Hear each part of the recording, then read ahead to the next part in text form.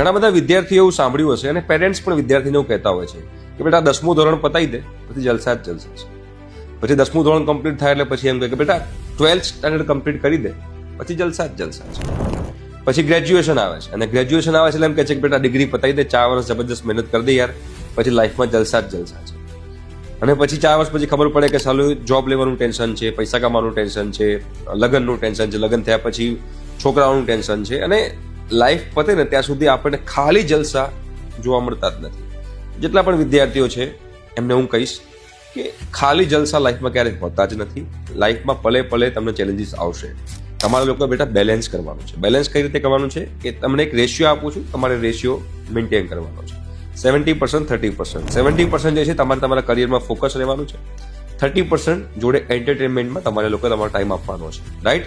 તમે એવું વિચારતો કે હાલ હું ઘણું બધું ભણી લઉં પાછળથી જલસા કરીશ, તો પાછળનું પણ આના નેક્સ્ટ સેકન્ડમાં શું થશે આપણને ખ્યાલ નથી. અને તમે લોકોને લાગતું હોય કે અત્યારે હું જલસા કરી લઉં અને પાછળથી મહેનત કરીશ, તો એ પણ શક્ય નથી. તમારે બેટા બેલેન્સ કરવાનું છે. જે લોકો બેલેન્સ લાઈફ જીવે છે એ લોકો લાઈફમાં આગળ વધે છે.